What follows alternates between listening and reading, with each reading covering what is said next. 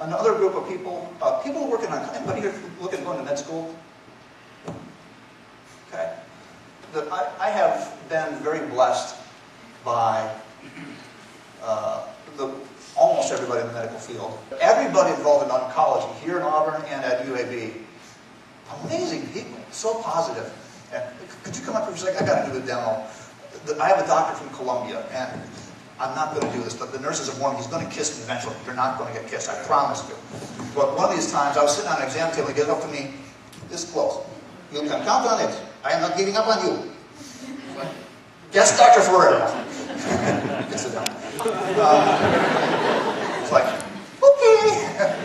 But we have just wonderful people who have been working very hard to get me to recover. Whether they'll succeed or not, we don't know yet. I should have been cured by August, according to the statistics. So whatever the odds say, let me back up and just say one thing. If you meet someone with cancer, the least favorite encouraging comment I get is, well, I have an uncle who had cancer, and he's still alive after 15 years. I don't care. Because every case is different. I've had two kinds of chemotherapy. The first one, it was uncomfortable, it didn't do much. The second one almost killed me. We went to radiation, which the doctor didn't expect me to live through that one. I was glad to prove him wrong. And now, beginning of November, this isn't quite accurate, but they basically poured a gallon of blood into me in the hospital. I was bleeding very badly in my stomach. Because of that, we found this other cancer. It's now around my stomach. It's been an interesting year. My wife has asked me to stop having near-death experiences. And I'm also more and more now getting thankful for each day. It sounds almost, I've lost the word. Cliche, thank you. My daughter asked me if I was nervous earlier tonight. I was fine until you asked me. Yeah, it sounds cliche to say that, but I really am. Now, the second lesson out of the year, you can barely see at the bottom of the screen, so I'm just going to tell you. During July, depending on the time of the month, I either thought I was going to die or I wanted to. The chemo that they gave me in that month was tough. And I began studying Matthew 8 through 10 over and over again for about a week, just to build my faith, studying the healing miracles that Jesus did. And there's a story in there. Again, if you go to my weblog, there's an article, Matthew chapter 8, which I didn't think had to do with cancer. Curtis is nodding his head because I sent it to him. Jesus and his disciples get into a boat. They head across the water. Big storm comes. There's 4 fishermen and Jesus in the boat. Now, Jesus' experience in boats to this point has been shouting at large crowds of people on the shore. But the disciples go to him and say, Lord, save us, we're perishing. And he says, why are you afraid? And I could just hear them saying, did you notice the part about dying? And that's kind of how I felt. After studying that for 2 or 3 days, that question, why are you afraid, just pounded in my head. Now, I can't say God was talking to me or not, but I have a suspicion. I was like, Lord, death, things don't look good right now. Why are you afraid? Well, I guess I'm not as afraid as I was before. And this I want, in terms of what you're coming up to in the next couple of weeks, I imagine there's a few of you in here who are a little bit afraid of what's coming. I was in college, I remember. Work hard, but recognize where your strength comes from. Go ahead and pray for total recall. God can give it to you. Just as one pastor said to us when I was in college, make sure you put something in there to recall. Okay. Let's go on. That's really all I want to say about me. If you want to talk more about this experience, there's no way I can summarize everything from January 5th till now. And I've already gone longer than I planned on, so let me just move forward. But I'll be glad to talk to you about this after we get done today. Oral tradition and the reliability of the Bible. Can we trust oral tradition? Now, this question comes from discussions I had with my mom when I was growing up. My mom would say, and you may have heard this, the Bible was transmitted orally, it's not reliable, and it was copied and edited, and we can't trust the Bible. Have you heard that before? Okay, several of you. It's okay to nod your head. This is the difference between college and youth. The youth is like, woo! And there's a noise in everywhere. Okay, I know I'm a college professor. This is neat. You're allowed to react occasionally. Of course, if you have indignity, so we'll leave that alone.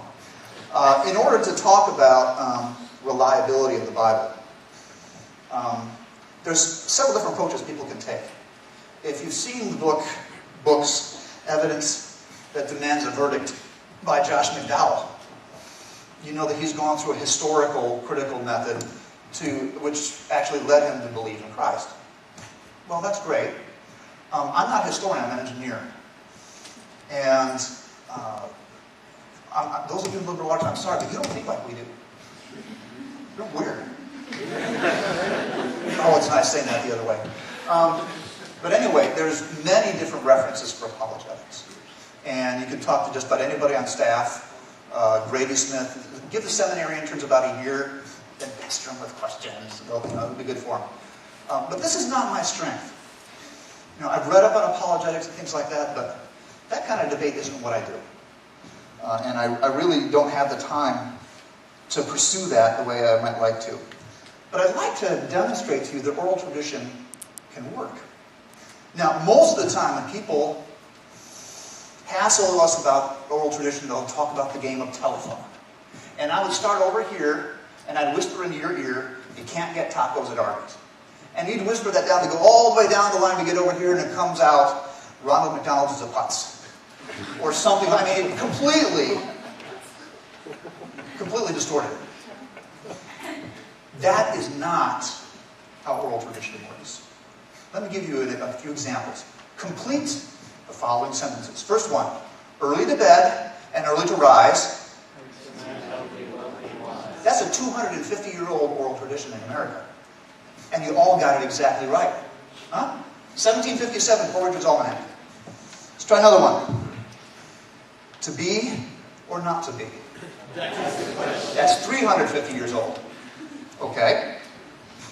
Now, I don't see very many people in here around my age, so this one might not work. 2 all-beef patties. Very good. Okay. Ronald McDonald is a putz. Okay, we got it. Now, the point behind that is, those are obviously very short statements, except for the Big Mac thing. But they were perfectly preserved over centuries. In Middle Eastern culture, many studies have been done about how oral tradition works. If people talk politics, it's just like John McCain and Obama. You can't trust anything. If it's folklore about culture or just about what's going on in life, it tends to be more reliable. But for the proverbs that set up who we are as a people, they're very well preserved for anywhere from 50 to 100 years. Or as we've seen just now, sometimes even longer. So, let's see, got that. So let's see here. We've already done the contrast. Where I got the idea one of the sources for the idea of doing this kind of thing. J.P. Moreland is a professor of philosophy at Talbot Seminary. And in April of 2006, I heard him give a sermon by podcast. That's the one that's on my blog. And he talked about the reliability of the Bible and of the resurrection. This is when the Gospel of Judas came out. National Geographic made a big fuss about it. And he established why the Gnostic Gospels, written 200 years at least after Christ, are basically useless to us. Good moneymaker for National Geographic.